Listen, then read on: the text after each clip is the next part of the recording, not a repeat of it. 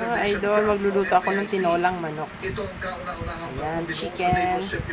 Ito yung luya, sibuyas, bawang. At malunggay kasi walang dahon sili. Tapos sayote kasi walang papaya. Ay. Papaya dito tayo ng kawali. May mga loader trucks at excavators, telescopic panglinis ng mga esteros, canals, at iba pa pong daluyan ng tubig para masiguro na yung ating pong mga bomba o mga pumps ay makakabot yung mga tubig para po mailabas natin ng Metro Manila para po maiwasang magbaha. Kung may baha man, hindi po ito tataas. Sana po magkaroon tayo ng disiplina para po maging maayos yung ating komunidad. para sa GMA Integrated News, Bernadette Reyes, nakatutok 24 oras. Hindi lang nagsuntukan, nagbatuhan at nagpalo ang parabote ang dalawang grupo ng kabataan sa Quezon City. 2 minong de edad ang sugatan sa gulong nagbugat umano sa piguran. Nakatutok si Marisol Abdurrahman Exclusive.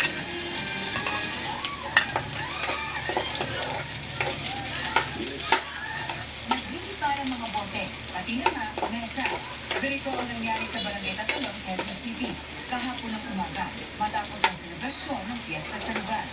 Medyo siguro mga lasing na hanggang sa umabot sa punto na nagkahamanan. Doon nagkaroon po ng konting sagutan hanggang sa nagpangabot na po sila. Makikita sa kuha ng CCTV ng barangay ang sinasabing pinagunan ng away. Ang pag-receive ng tubig ng isang grupo sa isa pang grupo ng mga kalalakihan nagkasagutan. Naghamulan hanggang mauwi sa gulo. Agad daw rumisponde ang mga taga-barangay. Nagpulasan na po. Lagyan ko na lang tagpayet. Yung mga barangay na tinamaan ng mga bote at wala naman din damage yung ibang mga sasakyan doon. Nang bumuka na ang gulo, kita sa video ang isa't ito na dupuan ang ulo. Siya ang itinuturo ng simula ng gulo. Bagay na kanilang inamin. Humingi po ng tubig, winisip ko po sa kanila. Kasi sabi po ng mga kasama ko, pakilala rin daw po yung tropa daw. Hindi ko din po kasi po, nakainom din po kami nun. Ang suntukan ng nukuna, nauwi sa batuhan at paluan ng bote. Pag suntok niya po sa akin, doon po ako inabot. Tumumba po ako. Pag tumumba ko po, may sumunod mga kasama niya na pumalo ng bote. Nagtamo ng mga sugat ang mga sampog sa rayot, kabilang ang 2 minong de edad.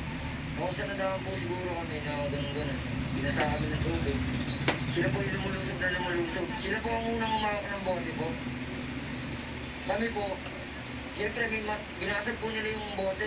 Itinatawag na dito sa barangay ang magkabilang panig, pero may pangamba pa rin ang mga magulang na nilaman ng sangkot sa gulo.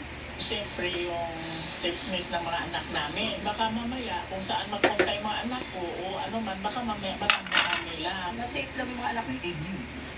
Marisol Abdurrahman. Nakatuto, 24 oras. At tutukan, 2 naligo umano sa talon sa Coronadal City, patay. Ilang kumpletong tulog, tulong para lumaking smart and healthy.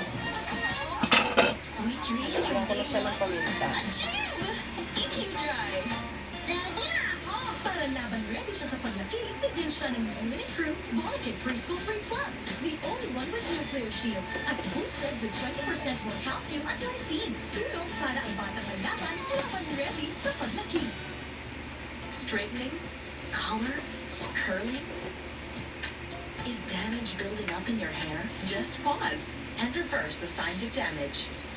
Dove Ceramide Intense Repair with Bioprotein Care that penetrates hair strands. Reverses the signs of damage for up to 10 times stronger and smooth hair. Just pause, reverse, and hit play. Dove Ceramide Intense Repair. Sa McDo, pamilya kami. During my time at McDonald's, integrity was part of the everyday work. McDonald's trained me and gave me opportunities para I can be the best version of myself. New Axe Fine Fragrance Collection.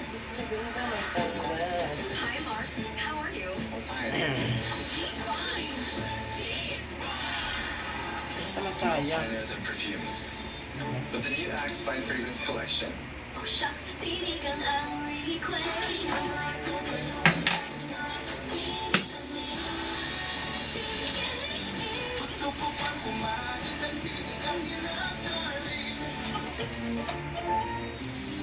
Proteksyon ng mga bata kontra tiglas, polio, tetanus, Hep B at iba pa. Kaya magpabakuna. Ang mga buntis magiging ligtas sa banta ng tetanus at diphtheria. Kaya magpabakuna. Ang mga lolo at lola malalabanan ng flu at pulmonya. Kaya magpabakuna. Ang bakuna ay ligtas at epektibo. Kumonsulta sa inyong healthcare worker. Kaya magpabakuna dahil bawat buhay. Makakasawa ba? Simple lang ang gagawin. With Eden sa akin. Sarap ng ulam na hain. Banana lang ang namin. Ang bawat biyahe ko para makugaw tapos si Maki. Katulong mo ang Centrum Advance, complete from A to Z. Tulong para You Lagyan ko ng tanglad. Better good to chunk. May sagot right here. Para mabango. Pantene Supplement Conditioner with provitamin and collagen. Smooths out the chunk easily for smoothness. It's not luck, it's Pantene. Mga babad sa pawis. Ang asin niya. Ha?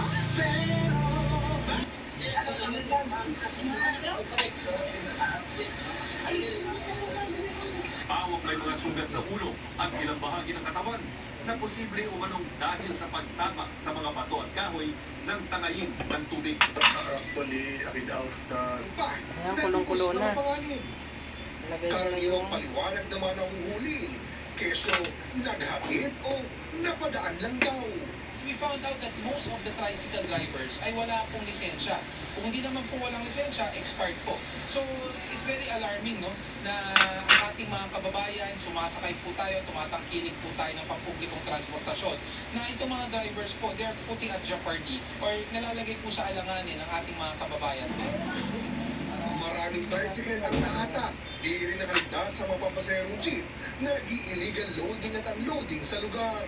You cannot always blame just the drivers.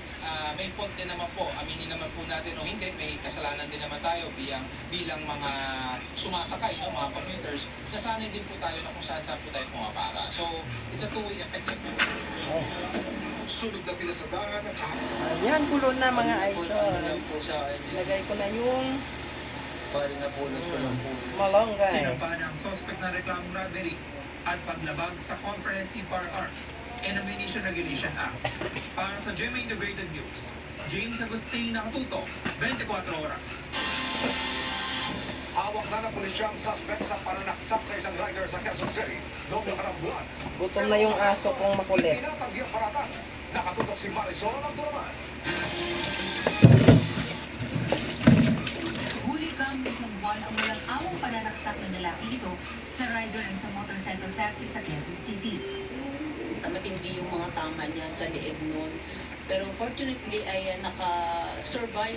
Mabilis na tumakaso ng suspect gamit ang mismong motorsiklo ng biktima. Makalipas ang halos isang buwan, bumagsak sa kamay ng pulisya ang suspect matapos siyang isumbong ng isang concerned citizen. Agad daw mismo ang mga pulis sa lugar. Naabutan ng suspect na may baril sa kanyang bewang. Agad siyang inaresto. Nakumpirma kalaunan na siya nga ang pinaghahanap na salarin sa pananaksak sa rider. Pagnanakaw ang nakikitang motibo ng mga otoridad sa pananaksak. Nung natumba na po at natumba na yung motor, Okay. ay yung driver ay iniwan niya at dinala niya po yung motorsiklo itong biktima. Ayan na, idol. Luto na. Tinolang manok. Bye-bye. Salamat sa panonood.